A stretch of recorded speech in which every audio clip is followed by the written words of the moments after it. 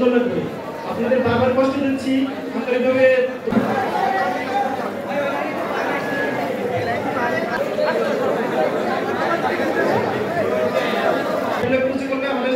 সুন্দর হবে।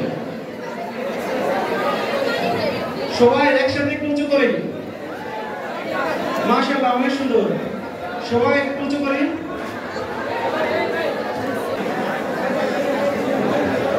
আচ্ছা নাস্তাগুলো দিয়ে দাও। আপনাদের কাউকে কখনো মিষ্টার করে খাওয়া যাবে না। আপনাদেরকে হইতে হবে পরোপকারী। আপনাদেরকে হইতে হবে, কবি জসীমউদ্দিন বলেছিলেন, সবার সুখে হাসবো আমি, কাঁদবো সবার দুঃখে, নিজের খাবার বিলিয়ে দিব অনাথের মুখে। আমার বাড়ির ফুল বাগিচা ফুল সকলের হবে, আমার ঘরের মাটির প্রদীপ আলোক দিবস হবে। আমি এটাকে পরিচর্যা করবো আমি, কিন্তু সেখানে যে ফুলগুলো ফুটবে এগুলো শুধুমাত্র আমার হবে না, এই ফুলগুলো একদম সমাজের সকল। কিন্তু আমি যদি শুধুমাত্র আমাকে নিয়ে চিন্তা করি, এই সমাজ আমাকে স্বার্থপর হিসাবে মনে রাখবে। নিঃসন্দেহে জানেন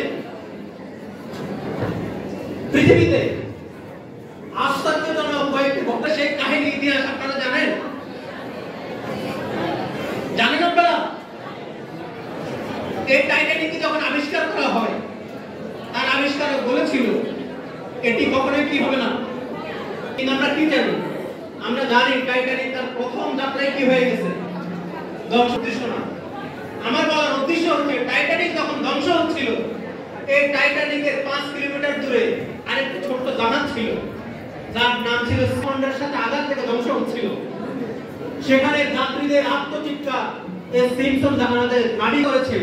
এই টাইটানিকের যে মানুষের আত্মচিৎকার করছে, তিনি তাদেরকে উদ্ধার করতে যাবেন। পরক্ষণে তার মনে হয়েছে এই সিম্পসন জাহাজের যে নাবিক, সে চিন্তা করেছে আমি তো সমুদ্রে অবৈধভাবে হচ্ছে মাছ শিকার করছি। সে আর টাইটানিকের পাশে যায় না। টাইটানিক থেকে 17 কিলোমিটার দূরে একটা জাহাজ ছিল, যার নাম ছিল ক্যালিফোর্নিয়া। রেডিও বার্তার মধ্যে টাইটানিক যে ধ্বংস হচ্ছিল সেখানের মানুষের যাত্রীদের আত্মচিৎকার এই ক্যালিফোর্নিয়া জাহাজের যিনি নাবিক তিনি শুনছিলেন। কিন্তু তিনি চিন্তা করলেন সামনে যে বিশাল বিশাল বরফখণ্ড, সেগুলো ভেঙে ভেঙে আমি যদি টাইটানিকের কাছে যাই তাহলে আমি হয়তো ক্ষতির সম্মুখীন হইতে পারি। সে আস্তে করে তার ক্যাবিনের মধ্যে ঢুকলো, এমন কিছুই হয় নাই এরকমটা মনে করে সে ঘুমায় পড়ল। কিন্তু টাইটানিক থেকে 57 কিলোমিটার দূরে আরেকটি জাহাজ ছিল, যার নাম ছিল কার্পাথিয়া। এই কার্পাথিয়া জাহাজের রেডিও বার্তার মধ্যে নাবিক শুনছিলেন টাইটানিকের যাত্রীদের আত্মচিৎকার, হাওমাও কান্না। তার সামনে অসংখ্য বরফের টাইটানিকের পাশে যাব। এই কার্পাথিয়া জাহাজের নাবিক রিস্ক নেওয়া শুরু করলো। আস্তে আস্তে বরফখণ্ড ভেঙে ভেঙে ভেঙে ভেঙে সে টাইটানিকের পাশে গেল।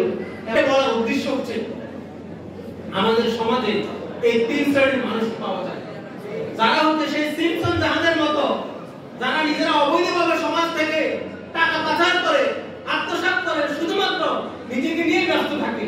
সমাজের অন্যান্য মানুষের উপকার করার জন্য ন্যূনতম কখনো সে ভাবে না।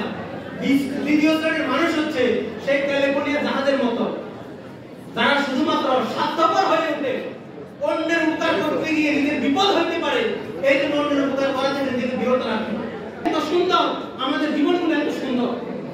যারা শুধুমাত্র নিজেকে নিয়ে ভাবে না, সমাজের অন্যান্য মানুষকে নিয়ে ভাবে, তারা রিস্ক নেয়, মানুষের বিপদে পাশে এসে দাঁড়ায়। আমরা আপনাদের কাছে, আপনারা যেহেতু সমাজের সবচেয়ে মেধাবী শিক্ষার্থীরা, আপনাদের কাছে আমরা অনুরোধ রাখতে চাই, আপনারা স্বার্থপর না হয়ে সমাজের জন্য, জাতির জন্য, এই পৃথিবীর জন্য আপনাদের নিজেদেরকে কোরবানি করা, উৎসর্গ করার এক ধরনের প্রতিজ্ঞা আপনাদের কাছে এখান থেকে গ্রহণ করতে হবে।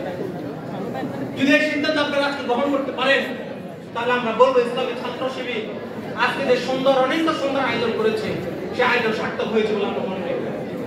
প্রিয় সম্মানিত শিক্ষার্থী ভাই এবং বোনেরা, সর্বশেষ আমরা বলতে চাই, এবং একই সাথে আপনাদের বাংলাদেশে খনিজ সম্পদ, জনসম্পদ, অন্যান্য প্রাকৃতিক সম্পদ, কৃষি, ফল, কোনো কিছুর অভাব নেই।